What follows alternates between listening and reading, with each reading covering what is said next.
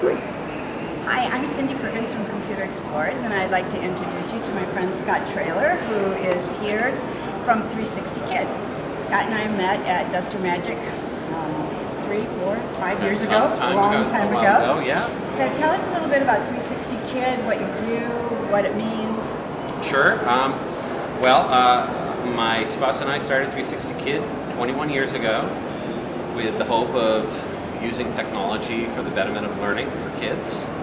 And as a result, we've developed many learning products. A number of them are used in classrooms today. I don't know, maybe 10 years ago, we started thinking of the term learning broadly and thought it doesn't just happen in the classroom. So we started pursuing informal learning products, developing products for toy companies, for broadcasters, for consumer companies. And so, at the core of everything we do, it's about trying to make learning fun through technology. That sounds great. Well, tell us a little bit. At times it really is. Well, tell us a little bit about the products that you've developed. 2 or 3 of your favorites. Oh, of my favorites? Let's see. Well, I'm a long-term fan of the toy company Leapfrog, and we've probably developed a good 20 products for them over the years. The one most memorable was for the Pixar Ratatouille movie. Making handheld learning games with that property was pretty awesome. We've also developed a bunch of motion games for Hasbro over the years for early learners. Those were really fun. Those are some of the more memorable ones. Right now we're doing lots of online games. Some of them are just pure games. Some of them are learning games, and they're a lot of fun to do too. I just attended a session this morning at ISTE on creativity and how playing games, not just board games, but any kind of games on apps or computers or raised students' IQ points, 13 points in 8 weeks of game playing. Wow. So pretty interesting. Yeah, it really was. Yeah. And the presenter was very interesting in himself, saying, usually we expect that you are born with your IQ, but that is not true, and that you can stimulate creative thinking by using games. Yeah.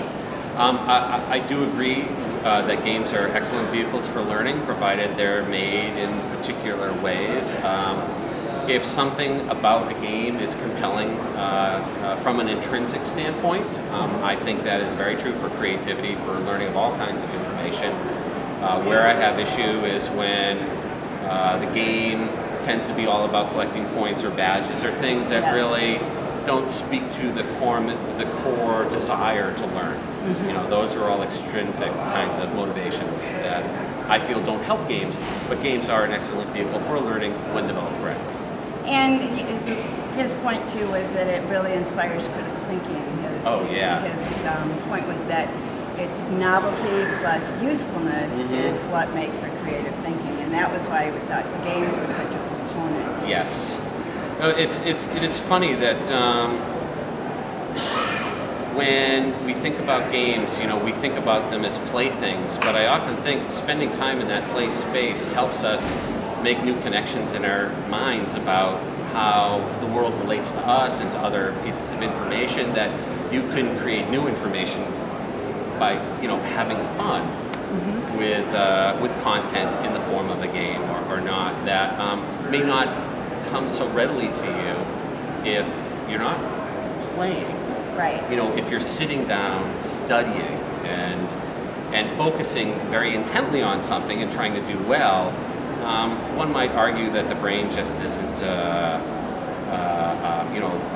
fluid enough to make connections in such a way that playing with the information could be. Well, and that was part of the keynote speech at the opening, which was cool. The brain is That's right, designed, I saw that online yesterday, yeah. Right, the brain is designed to problem solve with movement. I saw that too. So we're going back to the hunter-gatherers, and perhaps we should go back to the floor and hunt around and gather more information. Sounds wonderful. Let's find some more inspiration on the floor. That sounds good. Thanks right. very much. Thanks, Scott. All right.